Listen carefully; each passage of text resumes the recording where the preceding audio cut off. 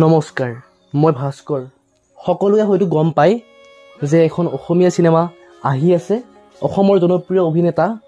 ৰবি শৰ্মাৰ সপোনৰ শ্ৰী ৰঘুপতি ৰামচন্দ্ৰৰ আন এটা নাম ৰঘুপতি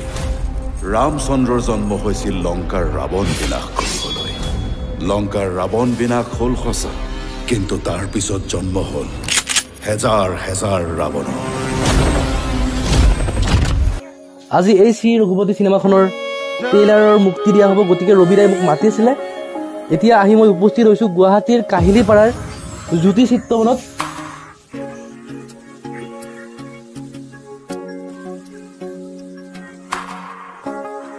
গতিকে ভিডিঅ'টি আৰম্ভণিৰ পৰা শেষলৈকে চাই থাকক আৰু ফাইনেলি বহু অপেক্ষাৰ অন্তত এয়া দেখিবলৈ পাইছে ৰঘুপতিৰ ট্ৰেইলাৰ মুকলি হ'ল আৰু আমি উপভোগ কৰোঁ আপোনাৰ দুচৰ একদম ফালি ফালি চাই ল'ব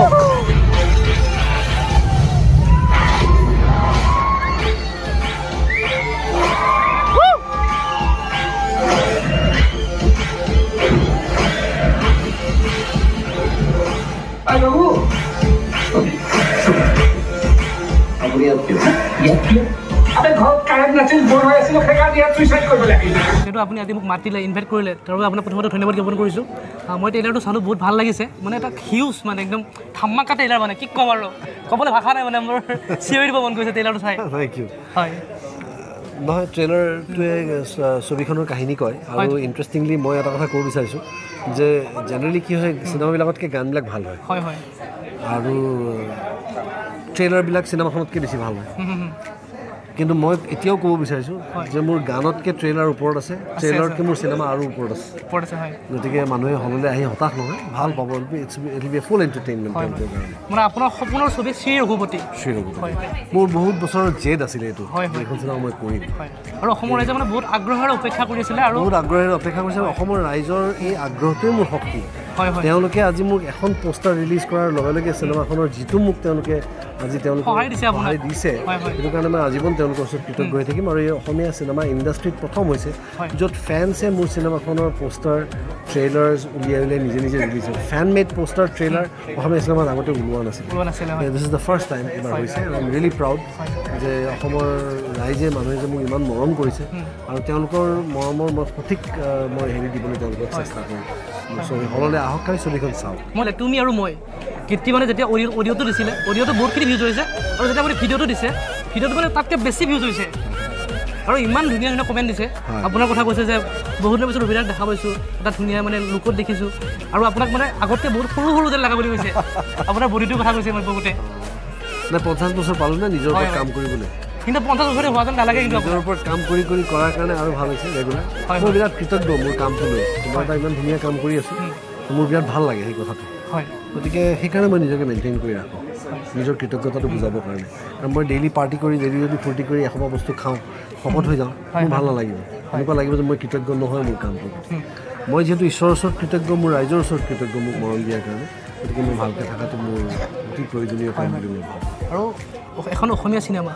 গতিকে এই চিনেমাখনত আমি দেখিছোঁ যেতিয়া ট্ৰেইলাৰটো চাইছোঁ মানে বহুতো পুৰণি অভিনেতা অভিনেত্ৰী দেখিছোঁ আমি তেওঁলোকক আমি আগতে দেখিছিলোঁ চিনেমাত আৰু আপুনি লৈছে বা তেওঁলোকক আপুনি বেলেগ বেলেগ ৰূপত বেলেগ বেলেগ ৰূপত দেখিছোঁ ৰাজ শৰ্মাক আপোনালোকে দেখিব এটা বেলেগ মুখ্য যিজন মুখ্য খলনায়কৰ চৰিত্ৰত ৰাজ শৰ্মাই কৰিছে মোৰ বন্ধু বিৰাট ভাল অভিনেতা ইমান সুন্দৰকৈ কৰিছে কাম মই কি ক'ম মানে হললৈ আহক অৰুণ হাজৰিকাক আপোনালোকে দেখিছে সদায় অৰুণদাই কাম কৰে এইখনতো ইমান ধুনীয়া এটা চৰিত্ৰ অভিনয় কৰিছে অৰুণ নাথ দা ইমান বেলেগ ধৰণৰ কেৰেক্টাৰ কৰে সদায় দেউতাকৰ কেৰেক্টাৰ কৰে গাঁৱলীয়া চৰিত্ৰ কৰে তেওঁ যেতিয়া এইখনত এনেকুৱা এটা চৰিত্ৰ কৰিছে এইটো কিমান বেলেগ লাগিব আপোনালোকে হললৈ আহিলে গম পাব সিদ্ধাৰ্থ কে আপোনালোকে সদায় দেখি থাকে খুহুতীয়া চৰিত্ৰ ইয়াতো তেওঁ কমেডি কৰিছে কিন্তু ইয়াত তেওঁ যিটো ধৰণৰ কেৰেক্টাৰ কৰিছে তেওঁৰ কেৰেক্টাৰটো আগতে কেতিয়াও দেখা নাই এইবিলাক বস্তু নতুন হ'ব মানে এইবিলাক মানে দেখিবলৈ পাব নতুনত্ব য়েছ হয় আৰু মই যিহেতু ট্ৰেইলাৰটো চালোঁ মানে ৰোমেন্স দেখিলোঁ কমেডি দেখিলোঁ ফাইটিং দেখিলোঁ আপোনাৰ মানে ফাইটিং মানে কি ক'ম আৰু মানে সকলোৱে কয় যে ৰবি শৰ্মাৰ নিচিনা ফাইটিং কোনেও কৰিব নোৱাৰে মানে বৰ্তমান অসমত বহুতে কৈছে মানে আৰু ময়ো আপোনাক বহুত বেছি ভাল পাওঁ ফ'ল' কৰোঁ আপোনাক আপুনি মোৰ ইনস্পিৰেশ্যন বুলি ক'ব লাগিব যিহেতু আপুনিও আজি ট্ৰেইলাৰটো চালে গতিকে আপোনাৰ কেনেকুৱা লাগিল নিজৰ চাই কেনে ভাল লাগে মই বাৰু ট্ৰেইলাৰটো বহুতবাৰ চালোঁ মই এডিটিঙৰ পৰ্যায়তে আছোঁ যিহেতু মই ভাল পাইছোঁ ট্ৰেইলাৰটো চুপাৰতে খুব সুন্দৰ কাম কৰিছে বিৰাট দক্ষ এজন পৰিচালক পালোগৈ আৰু যিয়ে কামৰ প্ৰতি ইমান আগ্ৰহী তেওঁক খাবলৈ ববলৈ নালাগে তেওঁ খোৱা বোৱা পাহৰি যায় কাম কৰি এনেকুৱা ল'ৰা পাবলৈ আজিকালি গতিকে মই বিৰাট ঈশ্বৰ কৃতজ্ঞ ইমান ধুনীয়া এটা তেওঁ সুবিধা দিছে আৰু যিটো অসমৰ ৰাইজে অধীৰ আগ্ৰহেৰে মানে বাট চাই আছে গতিকে চিনেমাখন মানে কেতিয়া ৰিলিজ দিয়া হ'ব মই 2 জুনত ৰিলিজ কৰিম 2 জুন হয় আৰু আপুনি কিমান আশাবাদী মই বক্স অফিচ কালেকশ্যন কি হ'ব তাৰ বিষয়ে ক'ব নোৱাৰোঁ কিন্তু মই এখন ভাল চিনেমা বনাইছোঁ বুলি মই জানো চিনেমাখন পূৰা ব্লকবাষ্টাৰ হওক সকলোৱে চাবলৈ আহক সকলোৱে মৰম দিয়ক আশীৰ্বাদ দিয়ক থেংক ইউ তোমালোক শুভেচ্ছা থাকিল তোমালোকৰ মাধ্যমেৰে যিসকল দৰ্শকে চাব তেওঁলোকক মই অনুৰোধ জনাইছোঁ হললৈ আহক প্লিজ চিনেমাখন চাওক ভাল পাব চিনেমা সকলো আহিব 2 জুন শ্ৰী ৰঘুপতি চাবৰ কাৰণে হললৈ thank you I want to be a teacher সৰু ল'ৰা ছোৱালীক পঢ়াই মই বৰ ভাল পাওঁ কি তুমি গাঁৱত গৈ চাকৰি কৰিবা মাষ্টৰনী বাইদেউ ট্ৰেইলাৰটো চালে ট্ৰেইলাৰটো চাই গম পালে যে প্ৰিয়ম বা মানে এই চিনেমাখনত অভিনয় কৰিছে বা আপুনি এই চিনেমাখনত অংকিত হ'বলৈ পাই আপোনাৰ কেনেকুৱা লাগিছে কাৰণ মোৰ জীৱনৰ অভিনয় জগতৰ এখন প্ৰথম ছবি আৰু ডেবিউট মুভি এখনত সদায় এটা ইচ্ছা আশা আছিল হেঁপাহ এটা আছিলে যে ডাঙৰ স্ক্ৰীণত নিজকে চোৱাৰ আৰু ফাইনেলি এই শ্ৰী ৰঘুপতিৰ জৰিয়তে মই সুযোগ পালোঁ আৰু ইমান ধুনীয়া এখন ছবি এখনত মোৰ প্ৰথম ছবি হিচাপে ইমান ভাল ছবি এখন পাইছোঁ ভাল চৰিত্ৰ এটি পাইছোঁ গতিকে সঁচাকৈয়ে সৌভাগ্যৱান বুলি ভাবিছোঁ গতিকে লগতে সৰুৰ পৰা দেখি অহা ইমান আদৰ্শ শিল্পীসকল তেখেতৰ লগত একেলগে সমানে স্ক্ৰীণ শ্বেয়াৰ কৰিছোঁ একেলগে কাম কৰিছোঁ যথেষ্টখিনি কাম শিকিছোঁ শিকাইছে আৰু যাৰ বাবে মই চৰিত্ৰটিত মোৰ যথেষ্টখিনি সহায় হৈছে গতিকে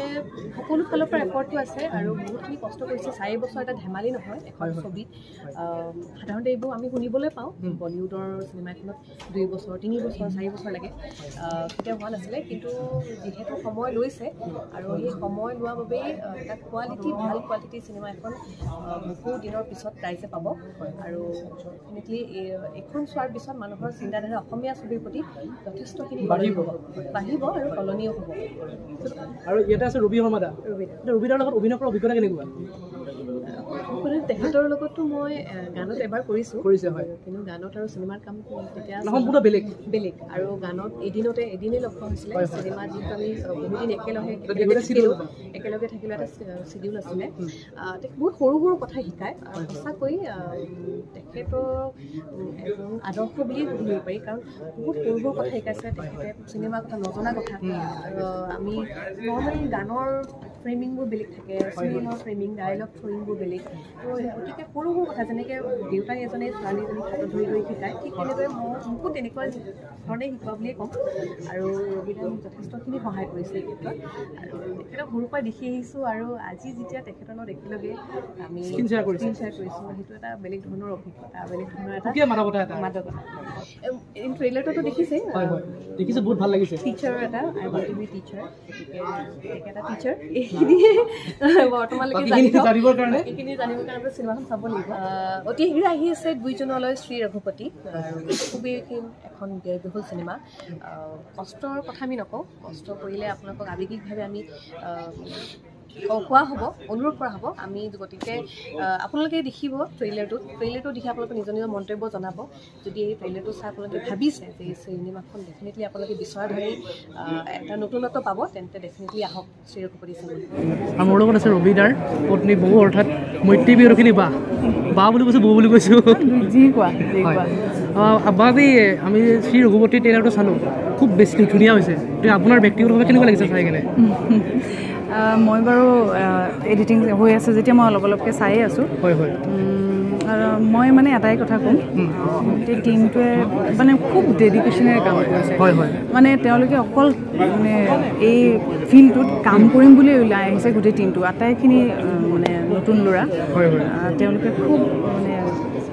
আগ্ৰহেৰে কামটো কৰিছে যথেষ্ট কষ্ট কৰিছে এতিয়া অসমীয়া ৰাইজে চিনেমাখন আঁকোৱালি ল'লে তেওঁলোকৰ কষ্টখিনি সাৰ্থক হ'ব আৰু মানে মই আশা কৰিছোঁ তেওঁলোকে ভাল পাব আৰু মোৰ লগত আছে বৰ্তমান লোকেল কম্পোৰ হিৰো কেনিদা আজি ট্ৰেইলাৰটো চাই কেনেকুৱা লাগিল আপোনাৰ ট্ৰেইলাৰটো চাই ভাল লাগিছে এণ্ড আই এম চিয়'ৰ যে ভাল ছুপাৰ হিট হ'ব গতিকে সকলো আহক ৰঘুপতি চাব লাগিব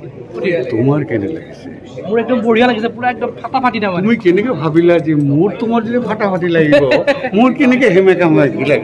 মইতো চাৰ্জ হৈ আছোঁ তোমাৰ নিচিনা এইটো মাইলষ্টोन হ'ব অসমীয়া চিনেমাৰ শ্ৰী ৰঘুপতি অসমীয়া চিনেমাত মাইলষ্টोन হ'ব ৰাইজে সকলোৱে ভাল পাব আমাৰ কাম বৰ ধুনীয়া হৈছে মিউজিক প্ৰণয় দত্তই গৈছে খুব ধুনীয়া কৰিছে বাকী কামবিলাক চলি আছে আৰু চিনেমাখনৰ এতিয়া